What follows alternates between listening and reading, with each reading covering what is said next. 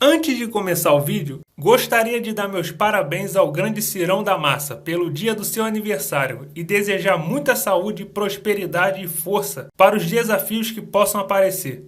Já disse e repito, você é um grande homem e espero do fundo do meu coração que se eleja presidente desse nosso grande país em 2022.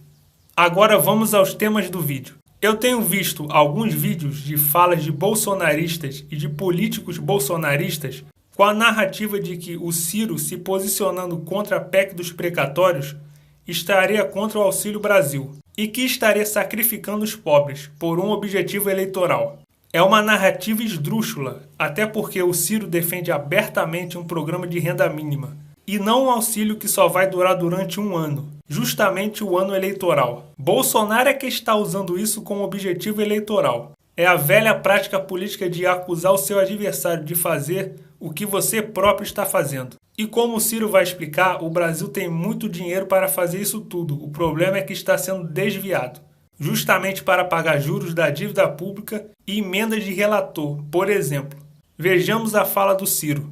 26 anos da maior taxa de juros do mundo, um dia sim e o outro também. E agora, meu presidente, vai piorar. Porque o Banco Central resolveu, loucamente, numa hora de estagnação econômica, aumentar em proporções cavalares a taxa de juros.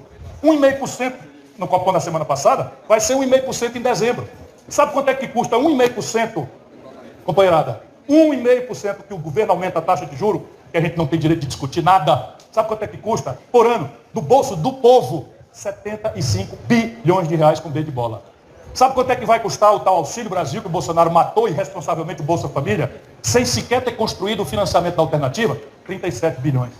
1,5% de taxa de juros é 2 Auxílio Brasil por ano. E é o mesmo bolso.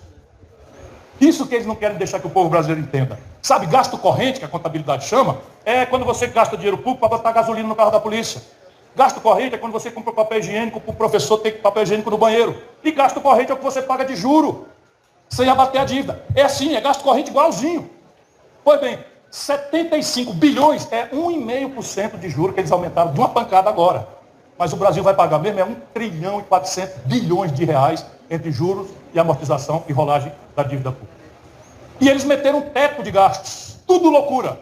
Onde é que é o teto de gastos? No juro? Não, isso está livre. Onde é? No salário dos generais? Que ninguém tem coragem de falar, mas eu não tenho rabo de palha. Não, eles aumentaram o salário dos generais.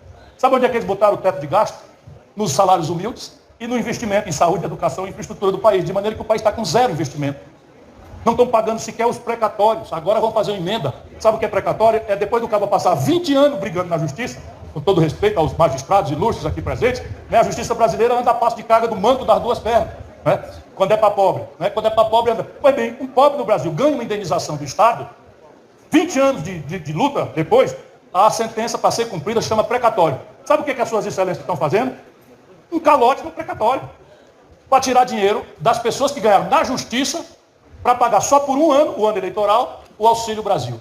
Sem nenhuma condicionalidade, demite as prefeituras do cadastro único, tira a supervisão, tira as condicionalidades que estimulou muito o aleitamento materno, a imunização, né, a vacinação, a frequência na escola, tira tudo para virar só um instrumento eleitoreiro. Isso é o nosso país.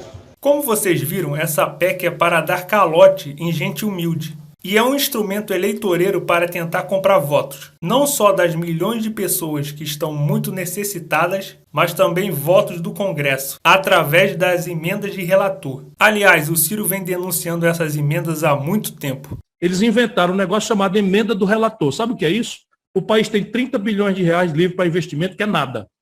O relator pegou todinho para si. Numa emenda em que ele não diz no orçamento para onde é que vai o dinheiro. Ele bota o dinheiro lá, e ele vai mandando ofício e vai despachando os pedacinhos de dinheiro para comprar os colegas. Né?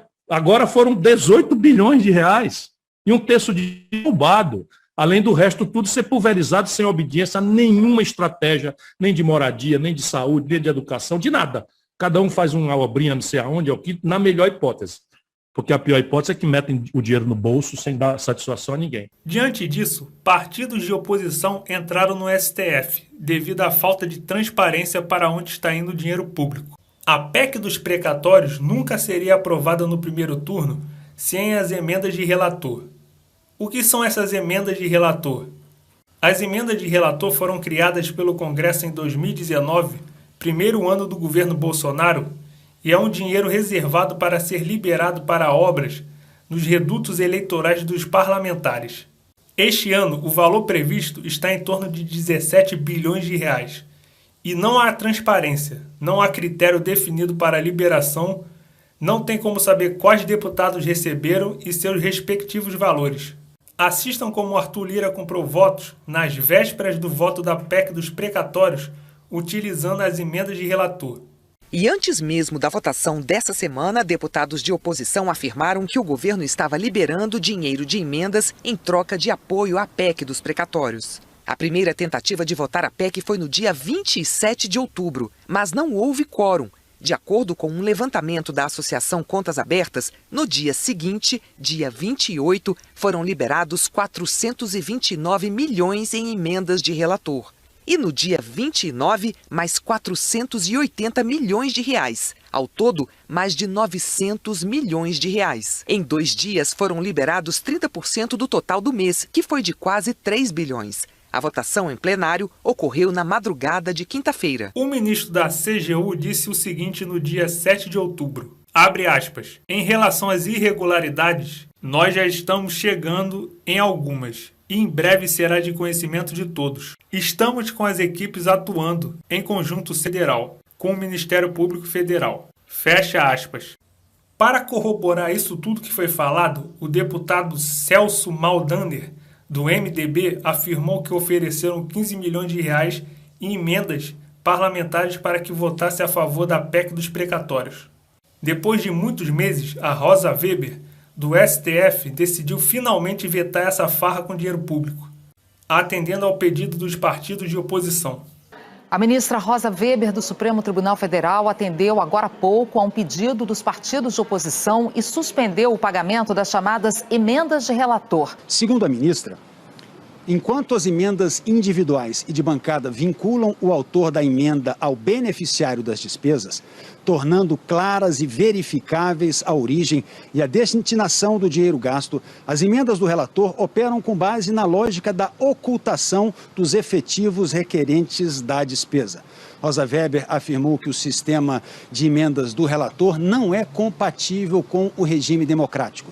Na decisão, a ministra disse: causa perplexidade a descoberta de que parcela significativa do orçamento da União Federal esteja sendo ofertada a grupo de parlamentares mediante distribuição arbitrária entabulada entre coalizões políticas, para que tais congressistas utilizem recursos públicos conforme seus interesses pessoais.